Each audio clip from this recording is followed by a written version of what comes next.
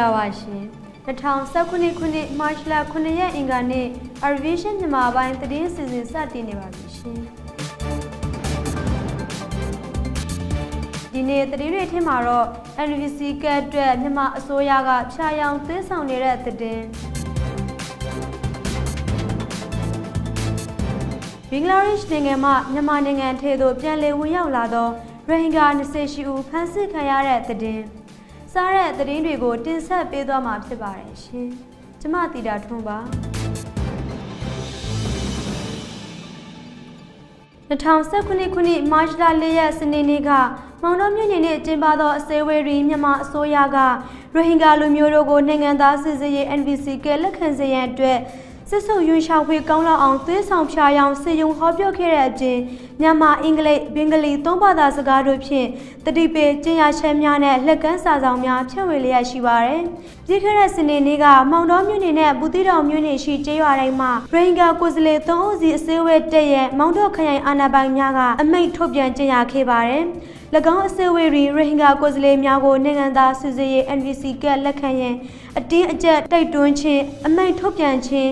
ချင်းချောက်ချင်းတို့ကိုပြုလုပ်ခဲ့သည့်အပြင်လက်ကမ်းစာဆောင်များကိုလည်းပေးအပ်ခဲ့ပါတယ်။မြန်မာနိုင်ငံတွင်ရိုဟင်ဂျာတဦးတစ်ယောက်မှဘင်္ဂလီစာမဖတ်တဲ့ကြောင်းသိလျက်နဲ့လက်ကမ်းစာဆောင်များကိုဘင်္ဂလီစာဖြင့်ရေးသားဖြန့်ဝေနေပါတယ်။ထို့ပြင်လက်ကမ်းစာဆောင်များတွင်အမိန့်များချင်းချောက်မှုများပါဝင်ရေးသားထားပါတယ်။ထိုနည်းတူစွာတတိပိစာများကိုလည်းနေရာအနှံ့အပြားတွင်ကတ်ထားတဲ့အတွက်ဒေသခံရိုဟင်ဂျာများကစိုးရိမ်ပူပန်နေကြပါတယ်။လက်ကမ်းစာဆောင်များနဲ့တတိပိကျရာချက်များတွင်လည်းနိုင်ငံသားစစ်ဆေးရေး NVC ကတ်ကိုလက်ခံယူလျင်အသင်တို့အားကာကွယ်စောင့်ရှောက်မှုပြုလုပ်ပေးနိုင်ခြင်းလုံခြုံဘေးကင်းစွာတွာလာနေထိုင်နိုင်ခြင်းဘဝအာမခံချက်များစွာရနိုင်ခြင်းစသည့်အချက်များကိုလည်းထည့်သွင်းရေးသားဖော်ပြထားပါတယ်။အကယ်၍သာ၎င်းနိုင်ငံသားစစ်ဆေးရေး NVC ကတ်ကိုလက်ခံလိုက်လျင်ရိုဟင်ဂျာလူမျိုးတို့သည်အလိုအလျောက်တိုင်းရင်းသားအဆင့်တန်းဆုံးရှုံးသွားမည်ဖြစ်ပါတယ်။ထို့ကြောင့်မြန်မာနိုင်ငံသို့ဝင်ရောက်လာတဲ့နိုင်ငံသားများကိုထုတ်ပေးသည့်တက်တန်းကာလ2နှစ်မြသာရှိသော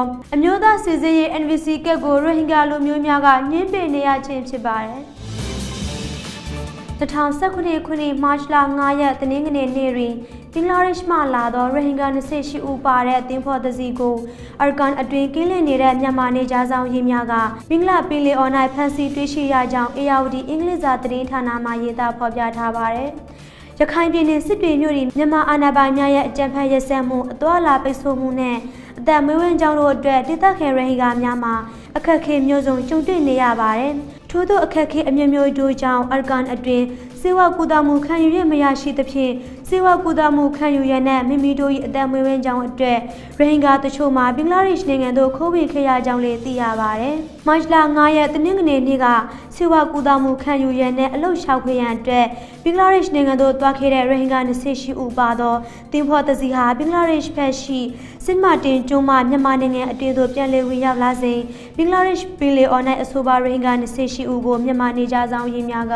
ဖမ်းဆီးလိုက်ကြောင်းမောင်တော်ရဲစခန်းမှရဲအရာရှိကျော်အေးလင်ကပြောပြပါရယ်အဆိုပါစစ်မတင်ကျွန်းဟာစစ်တေမြို့နဲ့80ကီလိုမီတာကွာဝေးကြောင်းလေးသိရပါရယ်ဖမ်းဆီးခံရသောရိုဟင်ဂျာများမှာ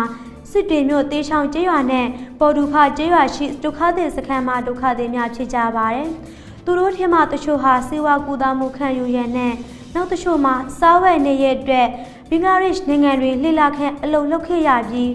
ကျန်တဲ့9ယောက်မှာအသက်13နှစ်မှ15နှစ်အတွင်းကလေးများဖြစ်ကြောင်းလည်းသိရပါတယ်ရှင်။ကျေးဇူးအားပေးခဲ့ကြတဲ့ Arvision ပရိသတ်များအားလုံးကိုအထူးကျေးဇူးတင်ပါတယ်ရှင်။ကျမတို့ Arvision ရဲ့ရုပ်မြင်သံကြားအစီအစဉ်တွေကို Facebook, Twitter နဲ့ YouTube စာမျက်နှာတွေကနေတိုက်ရိုက်ကြည့်ရှုနားဆင်နိုင်မည်ဖြစ်ကြောင်းလည်းအသိပေးပါတယ်ရှင်